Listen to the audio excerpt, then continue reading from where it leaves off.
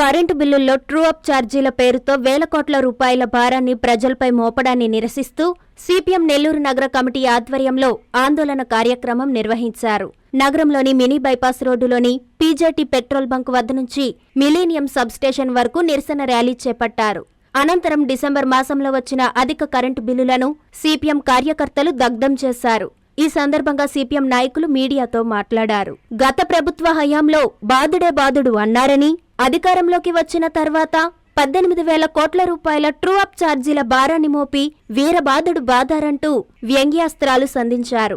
ఆంధ్రప్రదేశ్ విద్యుత్ రంగాన్ని అదానికి కట్టబెడుతున్నారని మండిపడ్డారు. ట్రూ అప్ ఛార్జీలను ప్రభుత్వమే భరించాలని డిమాండ్ చేశారు. ఈ కార్యక్రమంలో సిపిఎం నెల్లూరు జిల్లా కార్యదర్శి కామ్రేడ్ మూలం రమేష్, సిపిఎం నగర కార్యదర్శి వర్గ సభ్యులు తదితరులు పాల్గొన్నారు.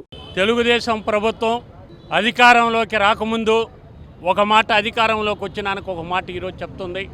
మేము అధికారంలోకి వస్తే కరెంటు బిల్లులు పెంచం అనేటువంటిది, స్మార్ట్ మీటర్లు పెట్టం అనేటువంటిది ఆ రోజు ప్రతిపక్షంలో ఉన్నప్పుడు మాట్లాడిన మాటలు ఒకటి. అధికారంలోకి వచ్చినాక అలాంటి ఏమి మేము పెట్టం అనేటువంటిది చంద్రబాబు నాయుడు నేరుగా స్వయాన చెప్పడం జరిగింది.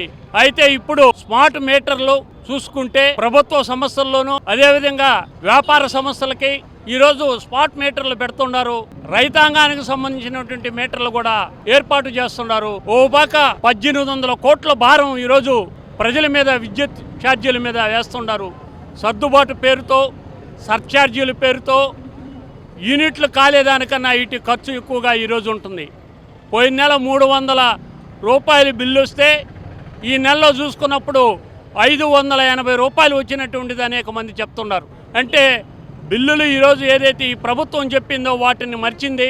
గత ప్రభుత్వం వైఎస్ఆర్సీపీ ప్రభుత్వంలో కరెంటు ఛార్జీలు పెంచినప్పుడు ఓ పక్క తెలుగుదేశం నాయకులు ఈదుల్లోకి వచ్చి ఇది దుర్మార్గం అనేటువంటి చెప్పినటువంటి ప్రభుత్వం ఈరోజు వాళ్లే ఆ పనులు చేస్తే వైఎస్ఆర్సీపీకి తెలుగుదేశానికి ఈరోజు ఉండేటువంటి ఈ ప్రభుత్వానికి ఎలాంటి తేడా లేదనేటువంటి సందర్భంగా తెలియజేస్తున్నాం. కేంద్రంలో ఉండేటువంటి బీజేపీ ఏదైతే చెప్పిందో వాటిని తూచా తప్పకుండా ఆ రోజు వైఎస్ఆర్సీపీ చేసి ఈరోజు తెలుగుదేశం చేస్తుంది. ఓ పక్క ఆదాని కోసం కరెంటు ఛార్జీలు పెంచేదానికి ఆ రోజు వాటి మధ్య జరిగిన ఒప్పందంలో వైఎస్ఆర్సీపీ ఒప్పందం చేసుకుంటే ముడుపులు అందాయి. దానికి సంబంధించినటువంటి అమెరికాలో ఉండేటువంటి వాళ్ళు కూడా ఆదాని మీద కేసేస్తే ఈ దేశంలో ఉన్నటువంటి మోడీ ప్రభుత్వం కానీ తెలుగుదేశం ప్రభుత్వం కానీ వైఎస్ఆర్సీపీని కాపాడుకునేదానికి వీళ్ళు ముగ్గురు కూడా ప్రజల మీద భారాలు వేసేదానికి ఉండరు. కానీ ఒకరిని దొంగల్ని కాపాడుకునేదానికి ఈరోజు ఈ ప్రభుత్వాలు ఉన్నాయి. అందువల్ల రాబో కాలంలో సర్ఛార్జీలని, ఈ మీటర్లని తగ్గించకపోతే రాబో కాలంలో పెద్ద ఎత్తున పోరాటాలు చేస్తామనేటువంటిది. అదేవిధంగా మొదటి సంతకం నేను మెగా డిఎస్సి కోసం సంతకం చేశారు. ఈరోజు కూడా అలాంటిది ఏమీ కూడా నిరుద్యోగ సమస్యని, టీచర్ పోస్టులు భర్తీ చేసే దాంట్లో కానీ సూపర్ 6 అనేటువంటిది ఏది కూడా అమలు చేయటం లేదు.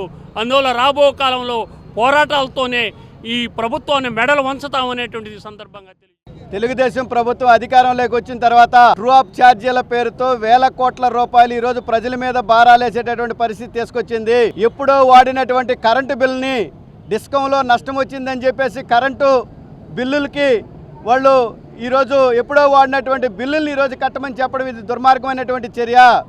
గత వైసీపీ ప్రభుత్వ హయాంలో ఈ విధమైనటువంటి ట్రూ అప్ ఛార్జీలు వేస్తే నారా లోకేష్ గారు యువగళం పేరుతో అన్ని ప్రాంతాల్లోకి వచ్చి ఇవి వేయడం కరెక్ట్ కాదు, మీరు అదే స్మార్ట్ మీటర్లను పగలగొట్టండి అని చెప్పేసి బాదుడు అని చెప్పేసి పిలుపునివ్వడం జరిగింది.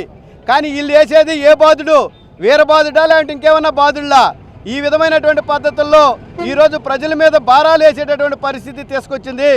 అదేవిధంగా స్మార్ట్ మీటర్ల పేరుతో అదానీ స్మార్ట్ మీటర్లు మొత్తం కూడా మన కరెంటు సరఫరా చేసేటటువంటి మొత్తాన్ని ఈరోజు ప్రైవేటు సంస్థలకు ఇచ్చేదానికి ఈరోజు కేంద్ర ప్రభుత్వం ఏదైతే చెప్తుందో రాష్ట్ర ప్రభుత్వం అదే పద్ధతుల్లో చేసేటటువంటి పరిస్థితి ఈరోజు చూస్తున్నాం. మనం అందరం కూడా స్మార్ట్ మీటర్లు పెట్టి సాయంత్రం పూట ఒక ఛార్జీ వేస్తారంట, నైట్ ఒక ఛార్జీ, ఎవరు ప్రజలు ప్యాన్లు వేసుకున్నప్పుడు ఒక ఛార్జీ వేసేటటువంటి పరిస్థితికి దప్పదప్పాలుగా రీఛార్జ్ పేరుతో మన సిమ్ములు ఏ విధంగా అయితే ఫోన్లో రీఛార్జ్ చేసుకుంటూ ఆ విధమైనటువంటి పద్ధతుల్లో ఈరోజు స్మార్ట్ మీటర్లు తీసుకొచ్చేటటువంటి పరిస్థితికి తీసుకొస్తుంది. అది కూడా ఆదానికి ఇచ్చేటటువంటి కాంట్రాక్టర్గా ఈరోజు ఆదానికి ఇస్తున్నారు. ఇది దుర్మార్గమైనటువంటి చర్య. అందుకని ఏదైతే స్మార్ట్ మీటర్ల పేరుతో ప్రజల మీద భారాలు వేస్తున్నారో, ట్రూ అప్ ఛార్జీల పేరుతో వేల కోట్ల రూపాయలు ప్రజల మీద భారేస్తున్నారు ఈ రాష్ట్ర ప్రభుత్వం. ఇప్పటికైనా స్పందించి తగ్గించాలి, రద్దు చేయాలి. లేని పక్షంలో రాష్ట్ర వ్యాప్తంగా కూడా ఈ ఉద్యమాన్ని కింద స్థాయికి తీసుకెళ్లి ఈ పోరాటాన్ని ఉద్యమాన్ని తీవ్రతరం చేస్తామని చెప్పేసి ఈ ప్రభుత్వానికి సిపిఎం పార్టీగా మేము హెచ్చరిస్తున్నాం.